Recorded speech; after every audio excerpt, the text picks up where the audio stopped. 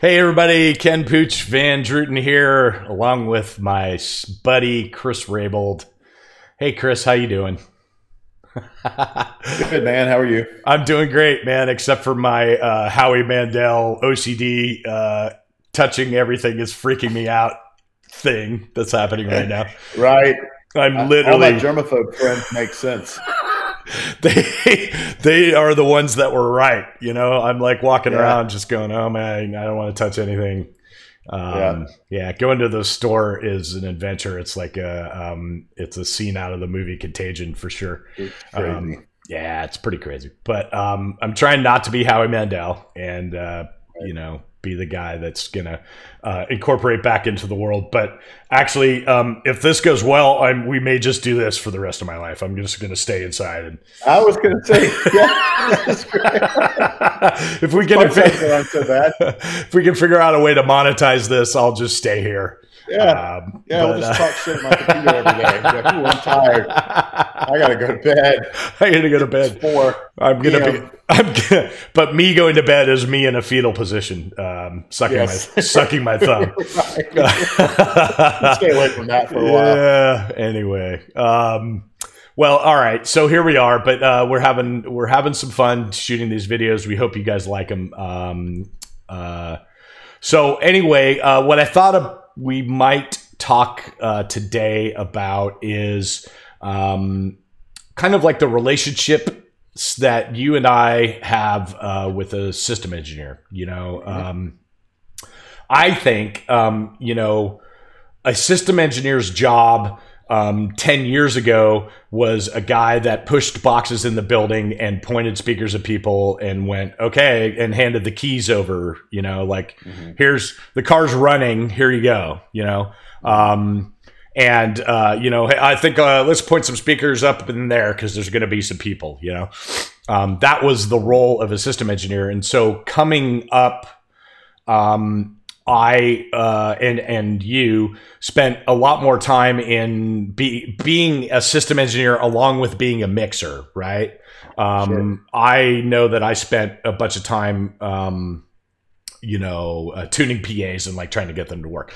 Well, now, certainly in the last 10 years, there's this skill set that is required of a second job, which is a system engineer.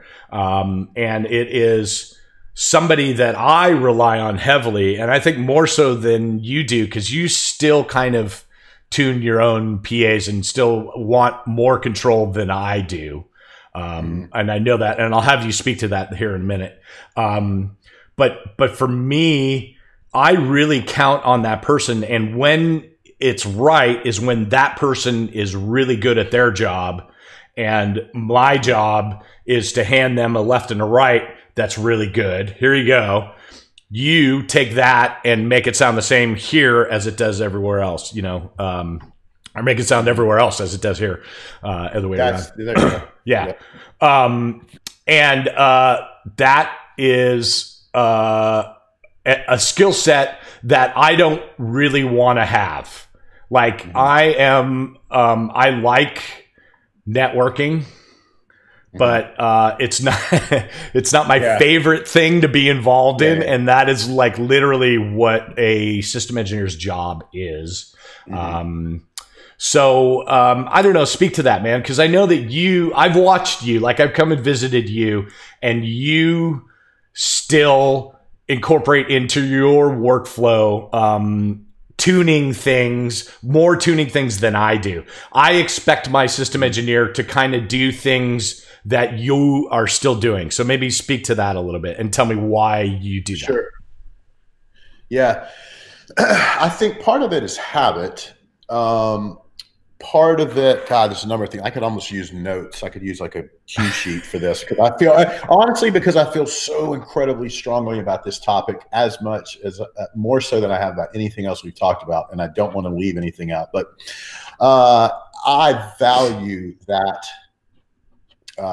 act, the system tuning, so incredible. I hold it in as high regard as you can hold anything. And I definitely want every systems engineer out there to hear me say that. And everyone that's part of the crew at all, everything matters. Every last bit of the day matters. The way those boxes are pinned, the way, you know, and then of course you get down to the logistical ways that things are done so that we can move on to the next city. That matters. But even on a sonic level, you know, everything matters, and I really highly value the process. So like some of the different, well, see, you don't get as involved as I do, but you have specific things you're looking for and listening for. So I just still kind of do some of the movements. Yeah, I mean, I'm just saying, like, I still care about those things, but I think maybe a little bit more like let those things go and be like, okay, once I've had that discussion with the system engineer, I don't want to, I've got enough stuff like on my plate thinking about mixing. And I don't want to have to say to that guy every day, like, hey man, you know, the 100 to 250 range, that part of this PA, I don't like, you know, this little section in it. And it's every day that I cut. I just feel like, having watched you, and you tell me, I mean, maybe it isn't true, but I feel like you still take a hands-on approach to it more than I do. Like, I let it go. I go, dude, that's your job. Just do it, you know? And that was me. You're right. And that was me with an overly long answer, trying to just say something super righteous about how highly I value the tuning process. To answer the question, though, yes, I still go pretty deep with it. And it comes from, I did a little studio work, but by and large, I was like a clubhouse guy. I worked for local companies, or I did a small wedding frat party bands, and I was the only guy.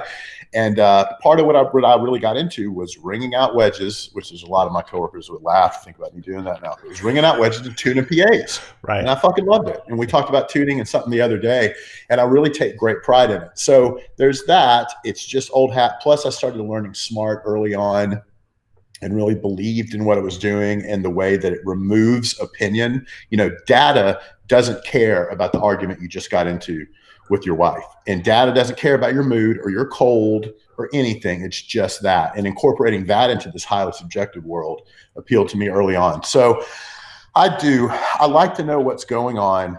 I know that ultimately I will have to answer to whatever the greater problems are, if there are any that night, you know? And it just gives me a sense. I used to really enjoy it. I just said I enjoy tuning. I used to really enjoy tuning. Now I don't enjoy it so much. It's just kind of part of the day. And I do like to know where all the bodies are buried, meaning why this zone is a little lower today, or why we did this here. Like I always make sure that we run a very consistent ship, and that the person working with me in that systems engineer role is on board with that concept too. Like, he's not just doing what I say. I want that person to believe in what I'm doing, what we're doing. So usually there's not a lot of adjustment between zones, but if there is, I don't want to find it and go, what is this? Cop some shitty attitude when I don't need one, then them go, oh yeah, I forgot to tell you. And then it turns into, well, why wouldn't you? It's like, we don't have time for that. I'd rather us both know where everything is and how it's all done. Also, knowing myself, when something starts to go awry during the show, or things are just a little frantic, I don't want to be wondering I wonder if we did something over there. It's just, again, I'm really big into minimizing variables. So it's just that I know exactly what I want. I'll stop just so I can stop talking for a minute, but then I'd like to go back on that relationship with the SE. But that's why I'm still into it. It's not control. It's just, it gives me a sense of ease and understanding of where we are. You know? Totally. And all those things are completely valid. I guess I'm more along the lines of, once I develop trust with the guy, then it's one of those, I always say that there's a limited amount of RAM in my brain. Like, there's a limited amount of things that I could be thinking about, you know? Yeah. And so I really feel like I want to flush my brain RAM when it comes to being the system engineer shit. Like, I don't want to have to think about it. I want to completely trust that guy and let him go. But I totally get your comment of, I want to know where the bodies are buried is absolutely something that if I focused on, I would start to, you know, go in a loop of, oh shit, yeah, I should know where the fucking bodies are buried. And, you know what I mean? You know what? You know what? I'm with you're saying the same thing as me. It's like, I know my mind can go crazy places. Let's just narrow the amount of area it has to work with. One thing, since you and I know what we're talking about specifically, something I didn't say, I guess, to anyone listening, is what Pooch is talking about is I still come in, like, I don't shoot the room. Right. I've often said, I don't want to, I understand. If it always, I'll develop the way it'll be with my systems guys. I'll get a text or he'll tell me, hey, this is what we're doing today. I usually can kind of already know. I don't shoot the room. I walk in. I even try not to listen. I ask, I require politely that the system components be checked daily. In a systematic way of going about it. I want to know not just that it's flown and that it's metering correctly. I want to make sure that we listen to every circuit someone did. I don't listen, which is hard. And I'll walk the room and stare at my phone, but don't listen. Nope, you didn't hear that. I walk out there. I'll do the alignment and the tuning in conjunction with them. You walk up and are kind of like, okay, what do we got? And I know you still run smart and everything. So, right? Isn't that the difference? Or no, you do the listen. No, you do the critical listening as well. Right? I do. I don't do the work. So I'm not the guy that's doing the alignment and that kind of stuff. There's another, you know, my system engineer is doing the work, but I sit there and over time I learn what his tuning tools sound like on new stuff. And I am the guy that is sitting there the entire time listening to what's happening. When he's checking every component, I am listening all this stuff. I'm just not doing it. You know what I mean? It's like, and so when I participate is where I come into it is kind of like him saying, okay, it's ready. It sounds like it's supposed to every day. And literally it's me hitting spacebar on virtual playback. I am letting him work all up to the point where he can confidently say to me, hey, this is, it sounds great today. Here's what I've done. We actually have a conversation. That's interesting. We do every single day have a conversation that is him explaining to me what he has done. So I do know where the bodies are buried, but I didn't do it. Yeah, you do. Right? Like I didn't. Some way it's being reported back to you. That's exactly right. That's exactly right. Hey, exactly watch out when we fire up the 270 hang, it kind of lights up that corner. But that's, and a good SE will come prepared with the want to give you that knowledge without even have to ask. And that's when we get into these intangibles that people have. And the same applies for systems engineers, you know?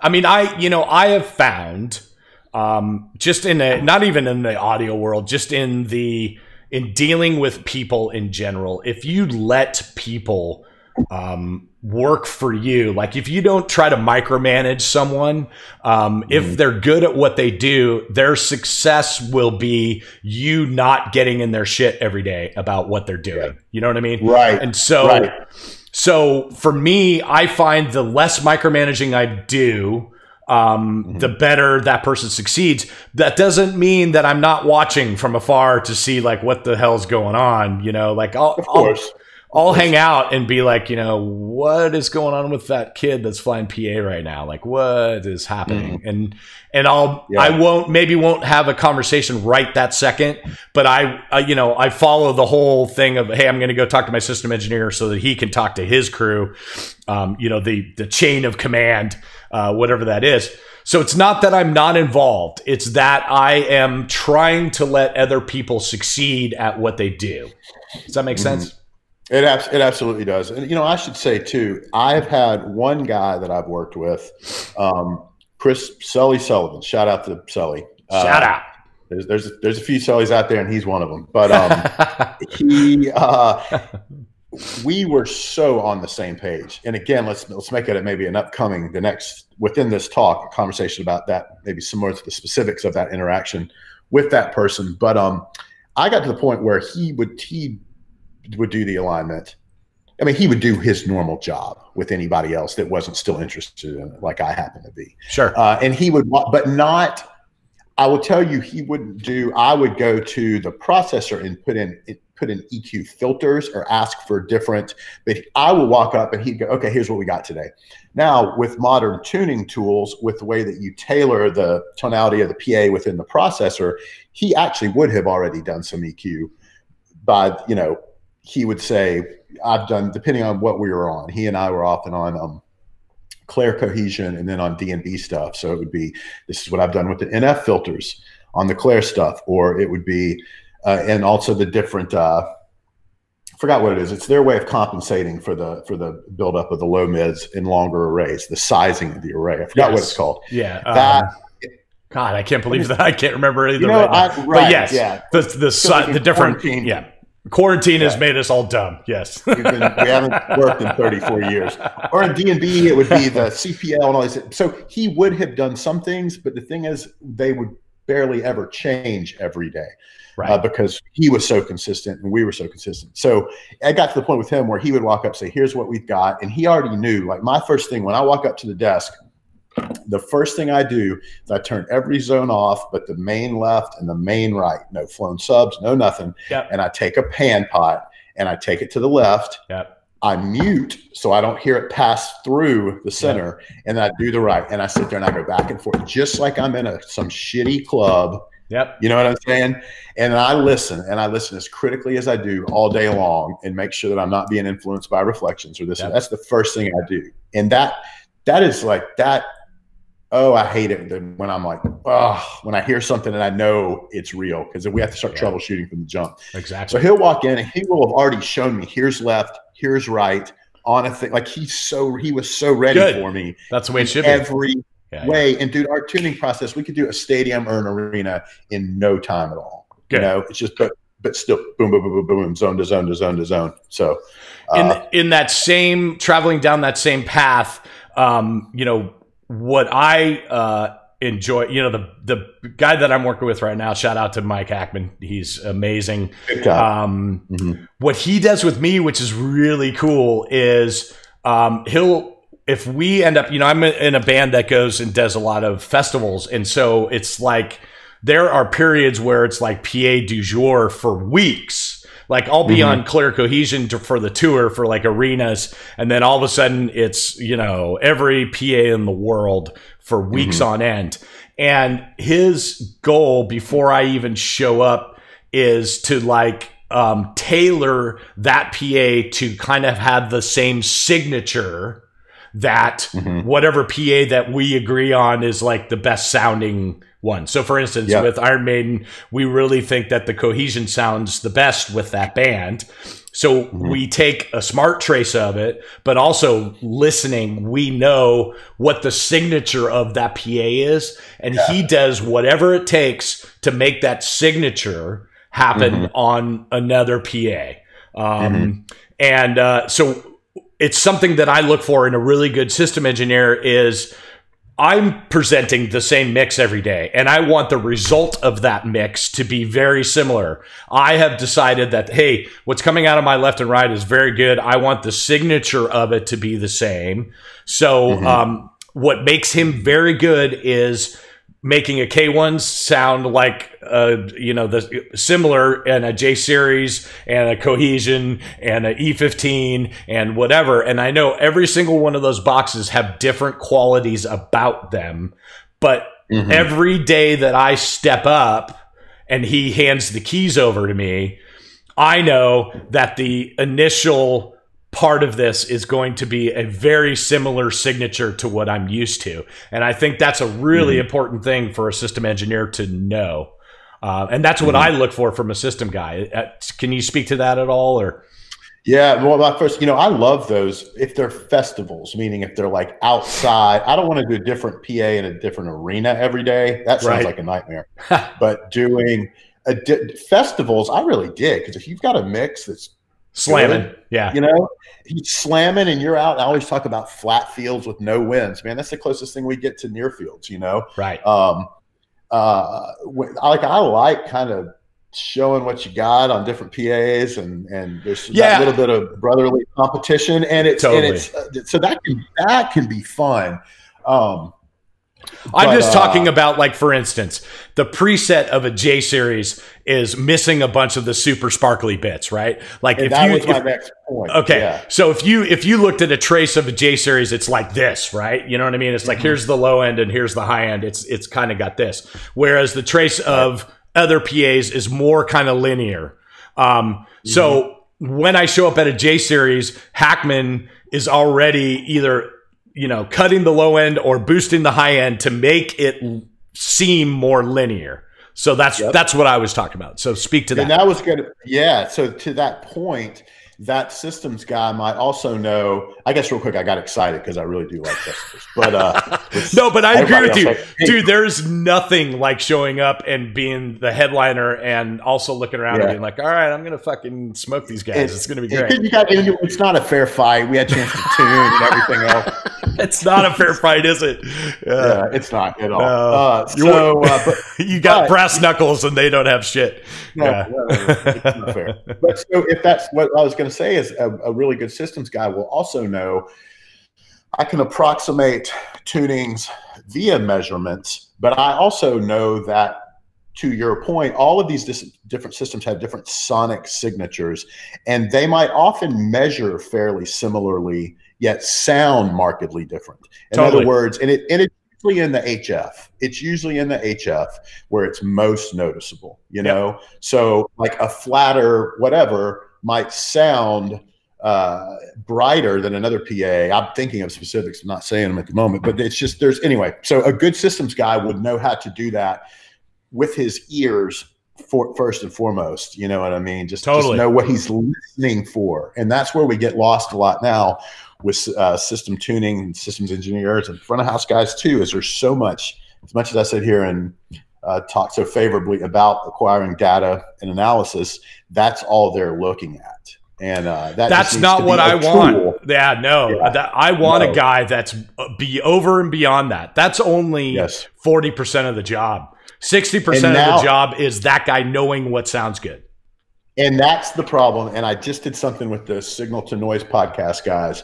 And I think we got onto this there. But one of the big things I found is nowadays, like you said, the job, and I've totally butchered whatever your original question was. I apologize. Doesn't matter. But the job a long time ago was more, it was always went hand in hand with being the crew chief. Now it's almost too busy to be the crew chief in a lot of scenarios. But it was just, you know, now I don't want my system engineer being the crew chief, actually. And that request at first I made it to was kind of looked at oddly. Now it's becoming the norm where they're just too damn busy. They don't need to worry about where the trucks are. That's right. So nowadays, because there is such an IT component, like you said, networking and all this other shit, the IT component is a greater time suck than anything.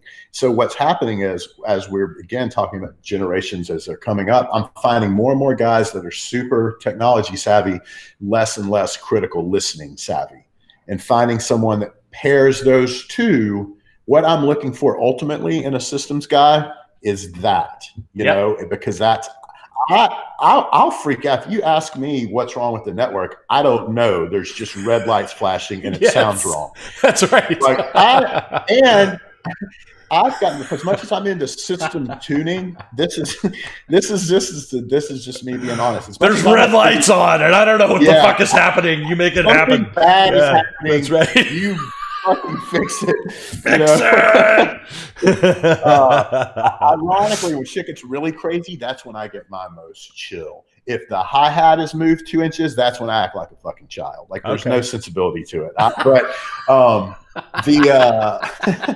So that's what I'm looking for now is I don't care about technology. Here's the deal. I'm not like, you're more technology savvy, way more than I am. And part of it might be just like fear, because now I've gotten behind in a lot of aspects technologically, but you talk about you only have so much RAM in your brain. Yeah. Mine is that way for technology. That's why networking issues with plug-in servers and stuff make me go insane. It's just because I'm like, I don't want to deal with this. You know, I just want to think about the reverb, you know. I get it. I need that systems guy to, like, again, I go back to my buddy Sully or anyone like him. Hackman's the same way, man. They're not at all afraid to jump in there and dig into whatever the problem is on a on that level, on that end. and also know then what the end result should be sonically, because it's got to be.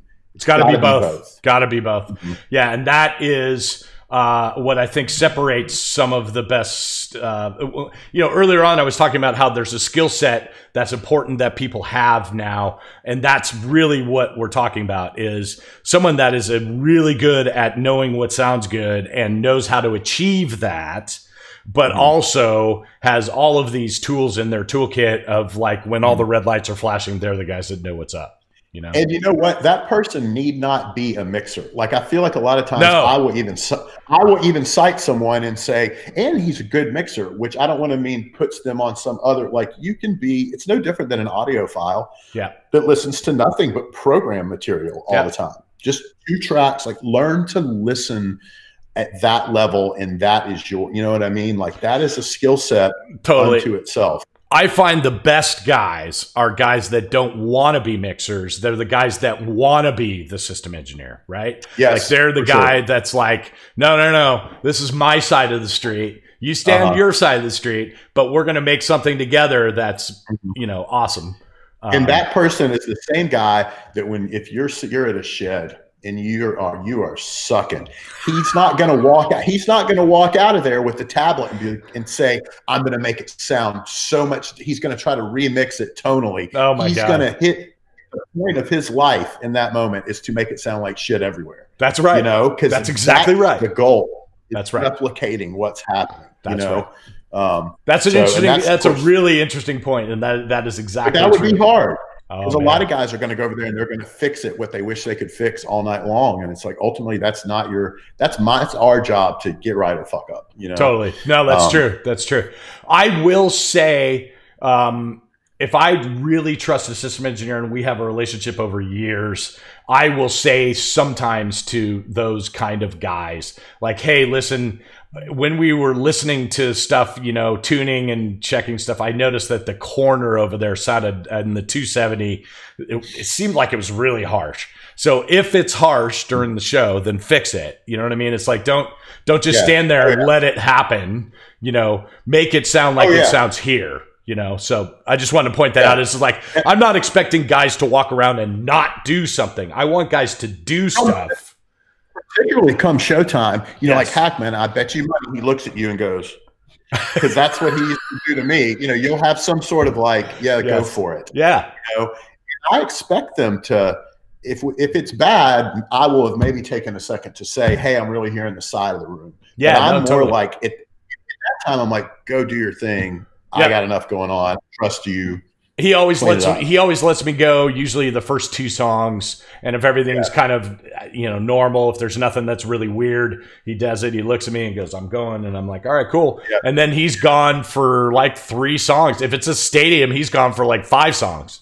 And what he does really cool, which I like, is he sits whoever he thinks is his second, whoever is a guy that. Either it's a guy that flies the PA, or maybe it's the crew chief or whatever. It's the guy that he considers in the crew being the guy right underneath him in the chain of command. He puts that guy in his chair while he goes and walks 5 songs. And so I never feel like I'm totally alone with the system. There's always someone there that I could turn to and say, why is the subs doing something weird? Like, can you look at that and see what's going on?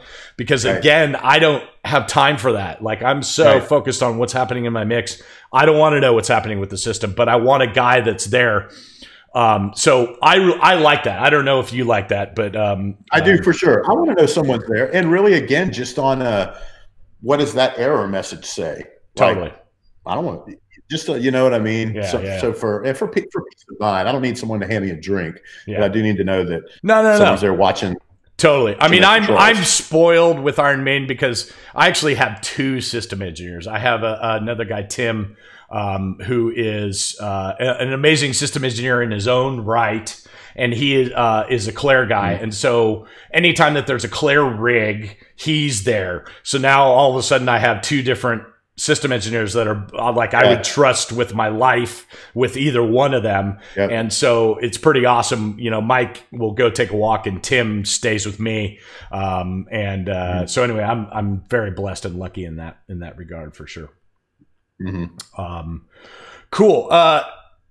So is there anything else you can think of that, like, your expectations?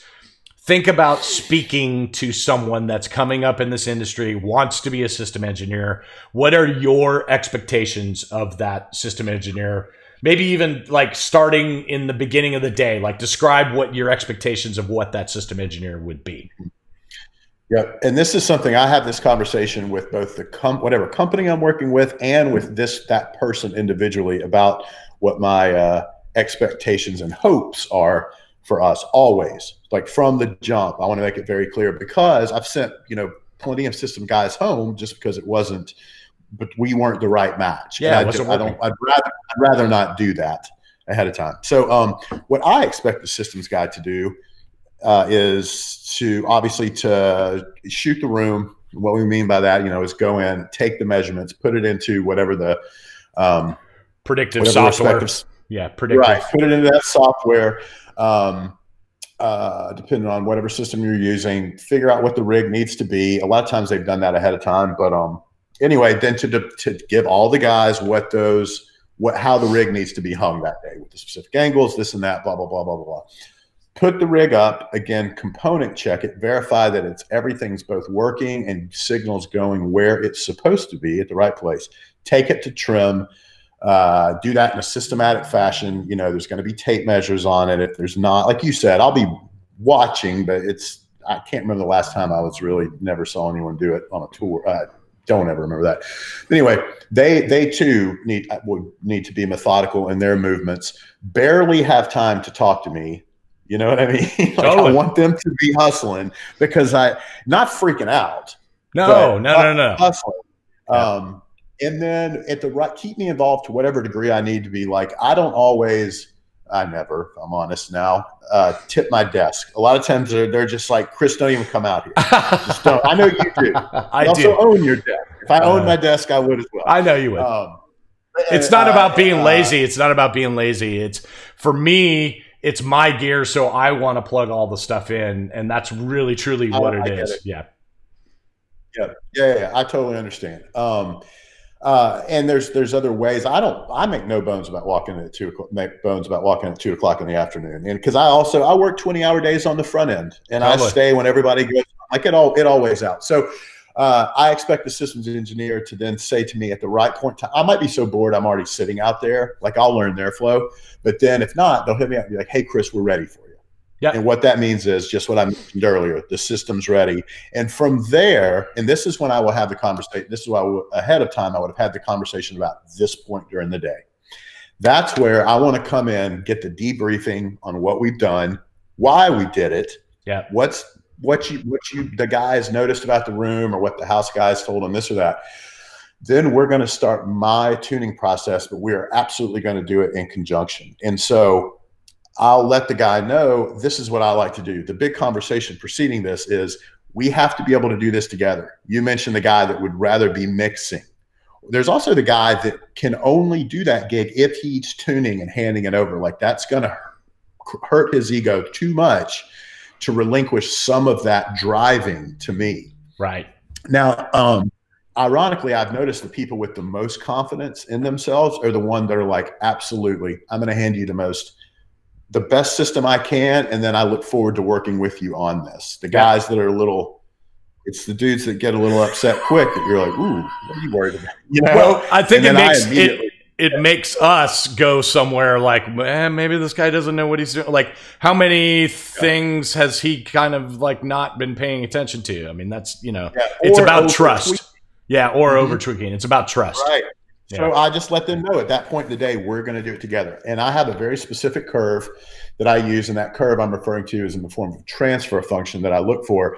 It's really only specific in where the mid-range looks a certain way, and then the rise into the low end looks a certain way. I have a couple different versions that I know, even without having to look at that, or I don't have to like load the other ones to know what they are based on if we're inside or outside. what it is. At the HF, I treat a little different everywhere, but that's our goal. That's the truth. That's the gospel. That's what you and I are aiming for in every zone, that it's applicable, that it makes sense. So, and then that person, I'll drive, you know, if it's like me and someone I've worked with a lot, maybe we don't talk at all, because I know he or she has nailed the rig. Yep. Put the same EQ points in or no EQ points. And this is important. Then I'll move on. I let them know I like to do 3 or 4 wireless measurement microphones plus a hard wire that's at front of house. We lay them out in a plane, you know, on axis to the PA. There'd be like 3 laying there, then a ground plane ideally, then mine in the middle. I average those, and then that person will direct to his crew. I'll get what I want. I'll listen to the mains once we get them happening. And then I'll say, okay, cool. And that's where we're starting. And then he'll say, all right, guys, pick them up. We're moving to, you know, and they'll move into the seam of the coverage pattern. And they'll move on. And then they move so I'm not necessarily direct. It's kind of like good. Yeah, right. You know, and it just, totally. And we just come up with the flow, and I'll let them choose the flow. So that's it. It's together, but it has to be together. And if it's someone, I don't want them to see any filters on it when I walk up, you know, within the stuff that I work with. So anyway. No, that's really great. I think where you and I differ a little bit is I don't get involved in that whole, you know, putting microphones in a plane. Like, that's him doing that. Yeah. I'm sitting there, maybe, like, sometimes I am, sometimes I'm not, but most of the time I am. And I'm kind of paying attention to what's happening, but, you know, sometimes I'm working on virtual playback or something while he's doing that in headphones. Like, I do that as well. And how do you do that? I know you do that. I'll tell everyone listening, I've watched Pooch do it. I have a point on purpose where I have to, the systems guy, I tell him every day, I'm like, tell me when to stop, tell me when to shut up. So they'll tap me on the shoulder, and I have to give the desk to them to tune. You keep it, you go out to some sort of summing. Well, I do it 2 different ways. And one way to do it, like on a Digico desk, if that's all you have and you're not using a summing tool outside of the Digico desk, is I actually build a macro that shuts off the inputs of the master bus to the outputs to the PA. It shuts off the console and turns on the noise channel. So it's actually just a macro that turns on matrix inputs and matrix inputs, and turns off the console, turns on the noise. And so then I can work in headphones and be listening to my master bus still. Yeah. And none of that is going to the PA. All that's going to the PA is still, and it works really well, especially when your system engineer is working on the sides or working on something where he's not blasting you with pink noise right at front of house. You know what I mean? If he's working somewhere else, man, I can spend that hour that he's taking to do measurements and all that kind of stuff, gives me an hour to kind of just listen and make sure that my virtual playback is still in order. So yeah, I do that. I'm really anal about my virtual playback in headphones, like checking the show from the night before and just making sure that everything is kind of sounding the way that it should. Because what happens to me is, if I don't do that over time, over a long tour, I'll discover 6 months into a tour that my mix has gone in kind of this weird direction that I haven't been paying attention to, because it's so subtle over time, right?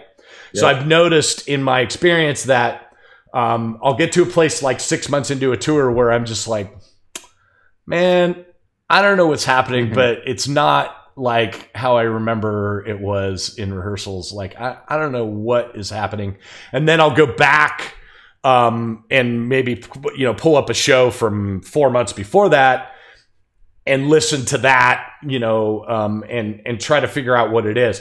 But to avoid that process of over time shit changing so much, I am a stickler about, from day to day, making sure that today's version of the show sounds like the day before, because I have faith in the rehearsal process, and that what I'm coming out of rehearsals with is really good.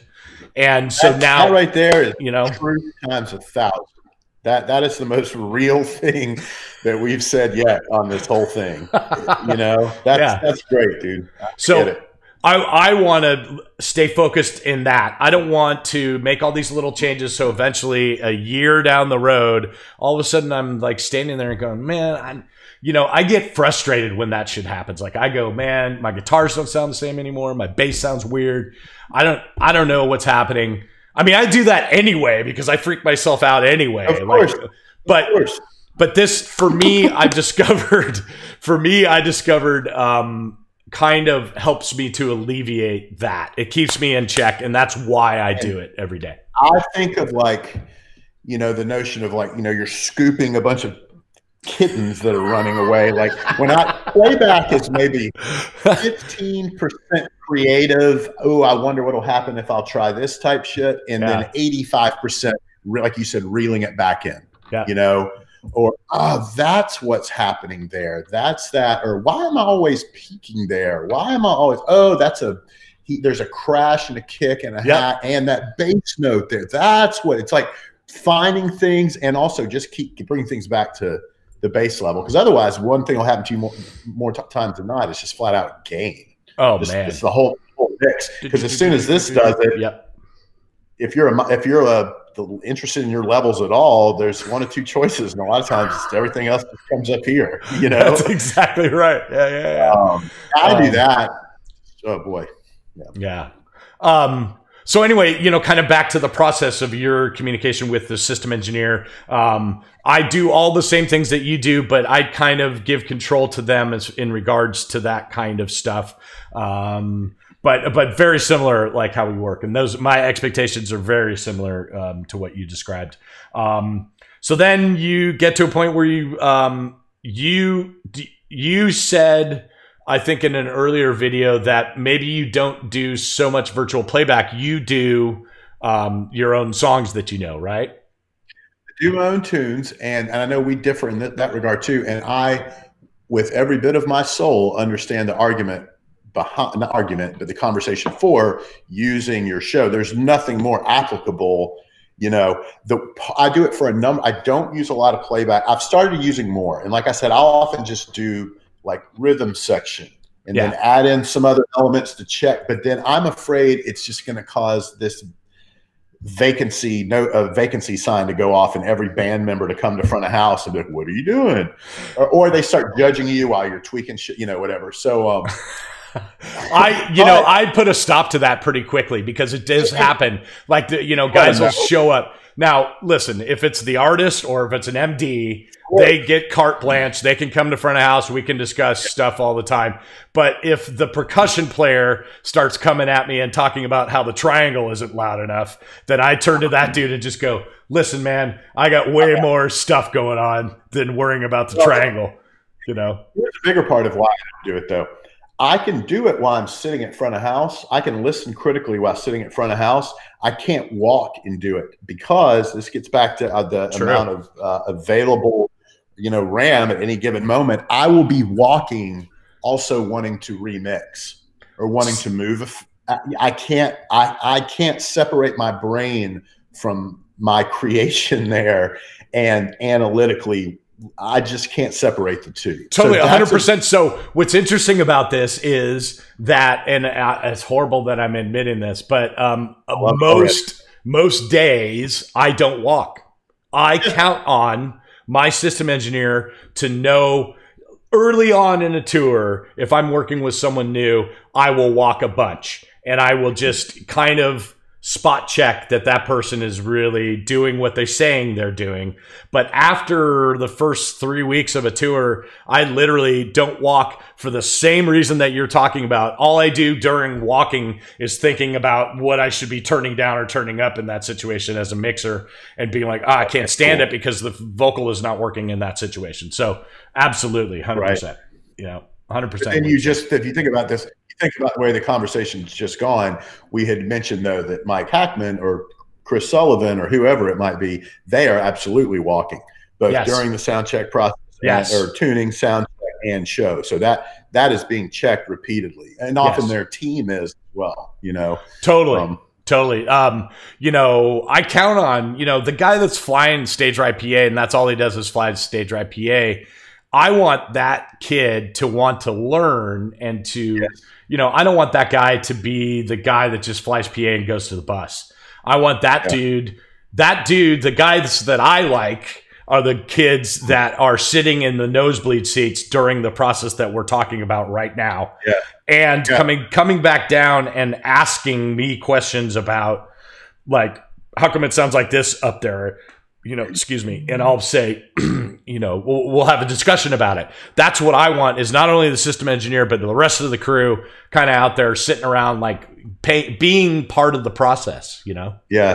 Usually that's what we'll do. We'll employ just about everyone to move microphones with the wireless stuff, or move this, move that. So it usually becomes some sort of, and that's newer. That didn't used to be that way. That's last 5-10 years where you see more of that. So that's cool. You definitely are assigning positions. I know that, like, in a crew that I have, one of the PA flyers all of a sudden becomes the stage patcher. So there's guys up on the stage, like, dealing with the monitor system tech and the monitor engineer. He is now part of that team, being the stage patching guy. And then the stage left PA guy is now the guy that is moving one of those microphones that we just talked about. So it really is, like, kind of keeping them as a team and keeping them working. Nobody is the point speakers of people and go, yeah, it's good, and go to the catering. I mean, that's not the way it works.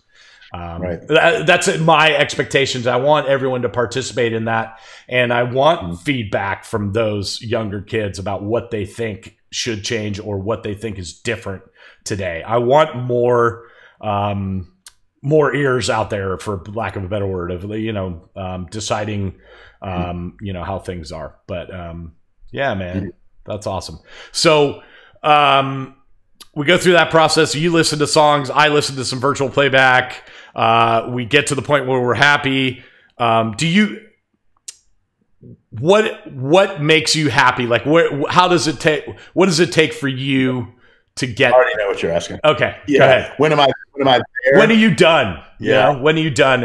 And I rely on both. I will know. First of all, somebody told me this. This is really cool. I can't remember if I read this or somebody told me this, but long time ago. I think it was before I was even touring. I mean, I toured when I was 19. Then I kind of went back down to the club level and kind of got real and came back up. But they were like, listen to the venue every day. And there's a point to that ramble. Listen to the venue every day. In other words, let's say it's in arenas or stadiums. When you walk in, listen to the sound of motors rolling over plywood. Listen to the sound of shackles hitting the ground. I do that too. Yeah, totally. Totally. When you see the stage manager who's 85 feet away from you and you're speaking at this level and you both hear each other fine, like, just pick up on oral clues during the day that are probably going to let you know before you even turn it on what you're up against. That's great. Once I do turn it on, I'll do that series of measurements on the mains, and then just on the mains, then I'll listen.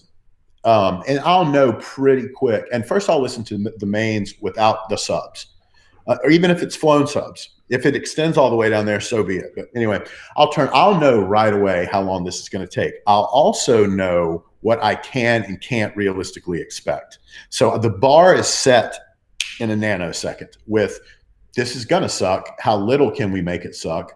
Or, damn, this could be great. How far can we push it? So I will, again, once every zone is tuned, I'll turn it on. I'll listen to it front of house for a while. That's often when I will engage, like on the Digico or the SSL, I'll engage the graph and just grab things, broadband stuff of a couple dB. Like, I'll do that, some global type stuff. Then I'll walk. And, as you add zones, it gets more reverberant. It gets a little more raw. It will get shittier, but I'll come back. And when I didn't even mention the whole low end, I guess we could go into that separately as a section, but I don't walk until I feel good about the low end, the phase response of all the elements. That should be a separate little conversation. But once I get that happening, that's when I'm walking. Then I come back and I listen to it while it's all on. which could be hundreds of boxes, or it could be a very few. And then I go, I'm just kind of like, I might play a couple other songs. We mentioned having tuning songs that address specific frequency ranges. I might kind of bounce around and then go, all right, we're good. And I'll put the tablet up, and either I'll save it or I'll say to my guy, like, all right, we're good. That's good. You know, it's just kind of a feeling / level of acceptance that I hit with where we are.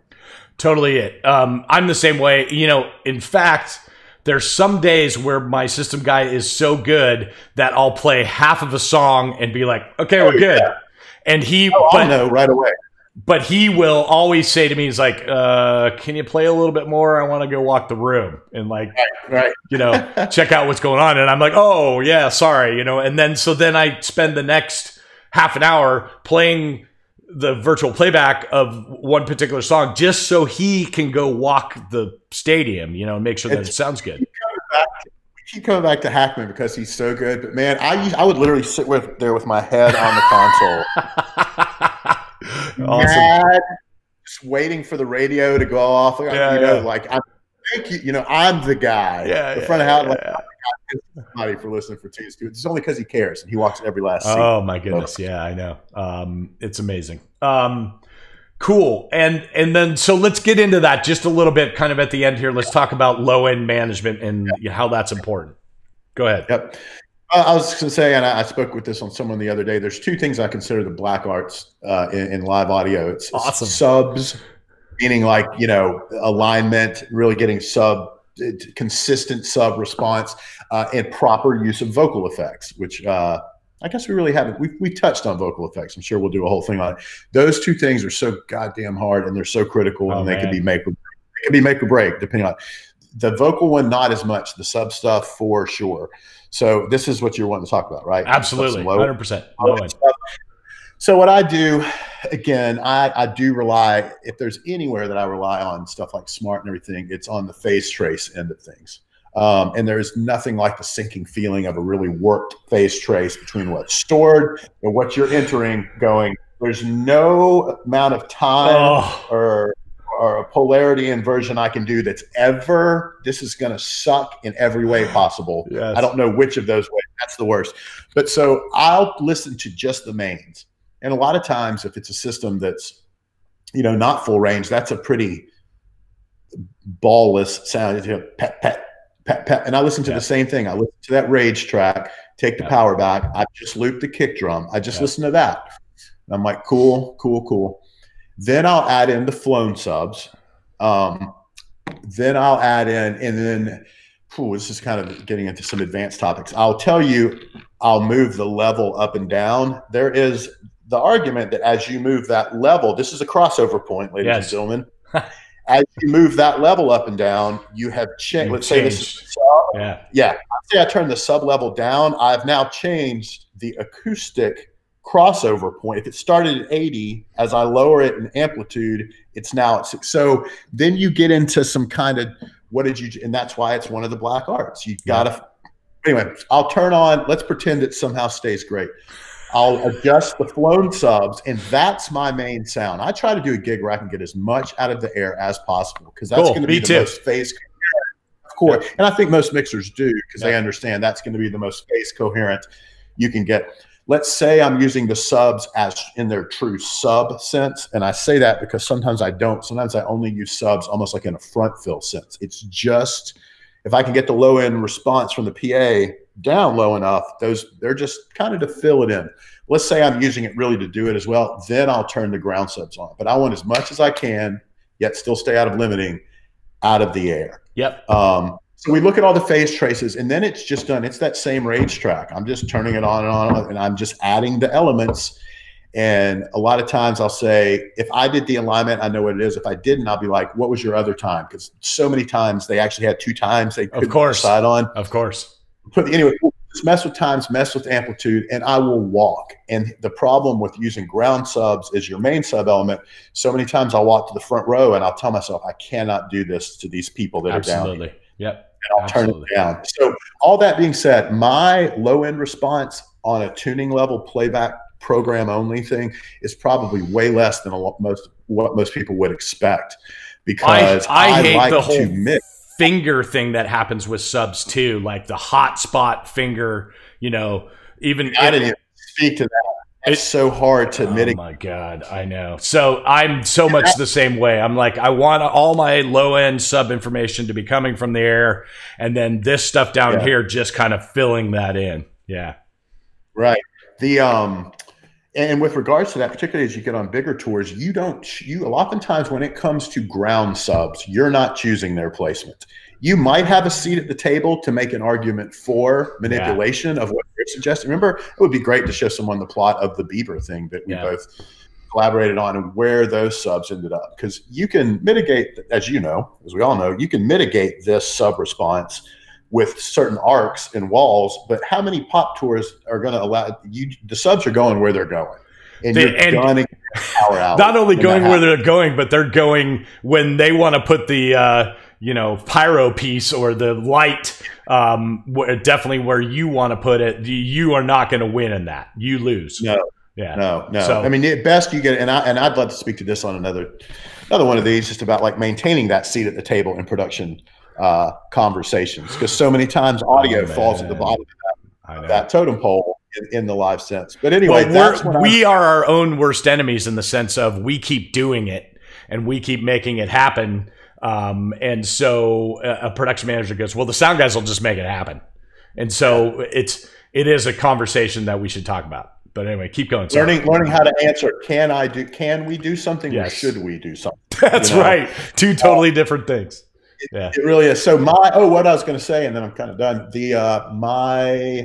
I don't tune PAs with a lot of low end. You know, it's a big thing in live sound to have it's almost like, hey man, check me out thing, to turn on the system and have tons of sub. Yeah. And then guys they don't boost anything. They don't have to in fact, they're cutting low end on bass guitars and kicks and all that stuff. I like to be able to mix into a PA.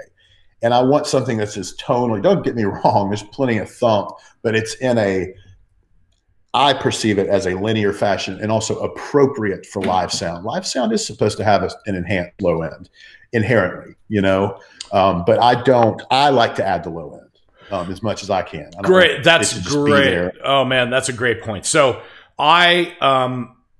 ultimately what I expect from a system engineer is the most linear PA along with a little bit of bump in the low.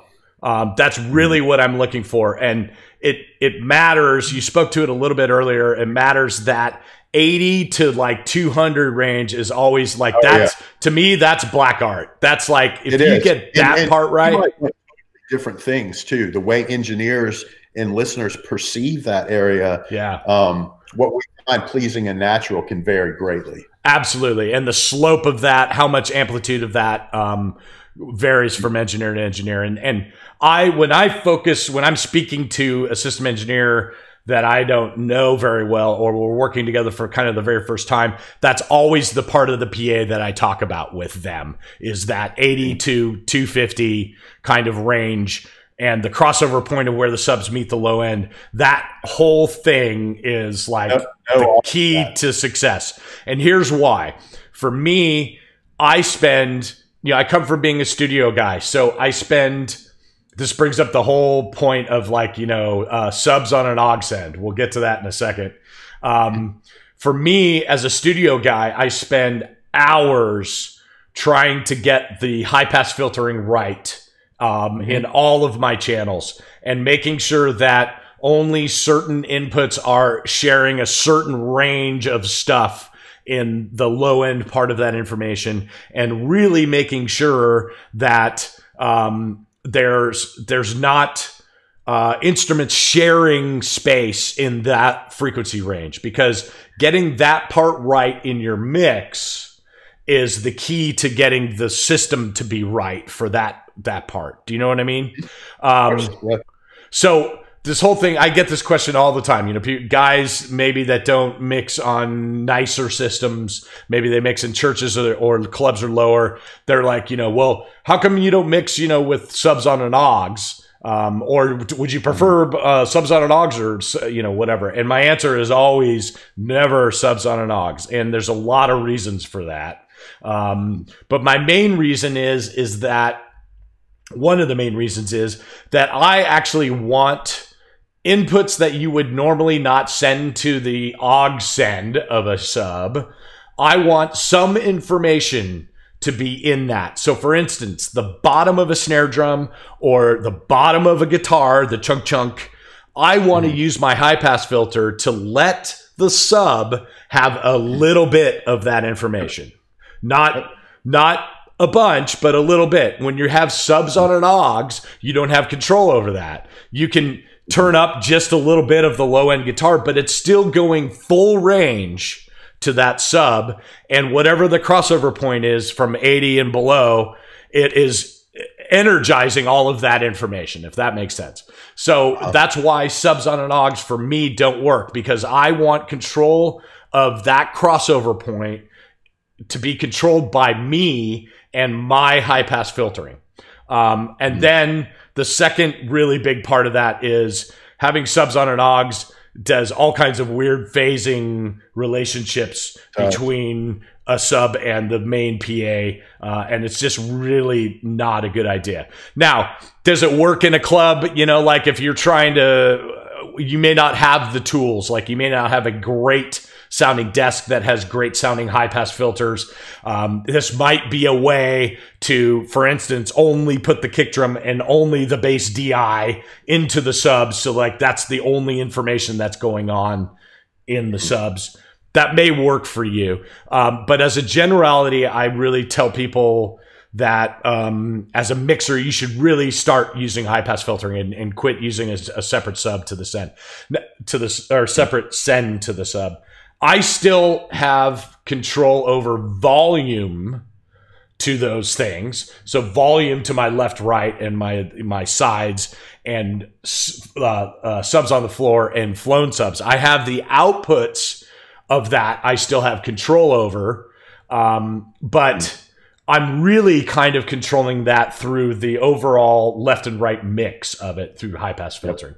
And I know that's what you do too. I just wanted to point that out because it's always a question. It's weird. I show up places and always guys say, you know, well, how come you don't do subs on an aux? And so hopefully that speaks to that. Do you have anything more to say about that, or do you think I covered that? Your points were as spot on as it gets. I guess I would add to this too. If you get in the habit of mixing in that manner and you find yourself suddenly out, you're with a band, it matters, and suddenly you find yourself with an artist that listens to the mixes. What you did, it may have worked with 100% success in the house by utilizing the subs as the high pass and only allowing things. Suddenly that representation, which this matters. I know we mix live sound, but you better believe that matters too. Oh man, all the different board mix recordings are your gig keepers nowadays, period. It's a conversation unto itself. But suddenly you've gotten in the habit. You do have a killer mix in the house at the moment, but they listen to that thing and there's all this like shit rumbling out of the vocal everywhere, and the hi-hat's about to explode on its stand, and you know what I mean? So it's just breaking that habit when, That's really a great point. That's really, really great. Wow. I think that there's a lot of information in what we've been talking about. Is there anything kind of I'm going to call this video, speaking to working with system engineers. Is there any little last comment you want to make before we wrap this up? Honestly, no. I think I'm sure I'll think of something the second we finish, but of course. I think it's about relationship and having a similar goal. And I will go back to stressing for me the importance of its attitude, technical competence as far as IT skills go, basically, and critical listening. It's those things have got to be there. Absolutely, 100%. I see system engineering and I see wireless management as the two things. Like if you want a job in the sound industry, like those are the two things that you should be studying all about. Like if you want to be a system engineer, study networking. If you want to be a wireless management guy, take this time to go to the Shure website and take all their classes, But those two jobs in particular, if you're good at those two jobs, you will always have work, You can also position yourself in a different tiered spot financially in the food chain as well, because those are essentially specialties. Those are specialties now within the crew level. So, I mean, yeah, that's right. It's a skill set you will be rewarded rewarded for as well. No, that's a great point. Cool. Well, thanks a lot, man. This was really, really awesome. I enjoyed this one a lot. And I hope you guys did too. Social media, you know, at Chris Rabold, on Instagram and Facebook. I'll give you a splash screen with all my stuff. Go ahead and subscribe to the YouTube channel. Thanks for coming. And, we're definitely going to do some more of these. So hang tight. All right. Thanks, Chris. Appreciate you.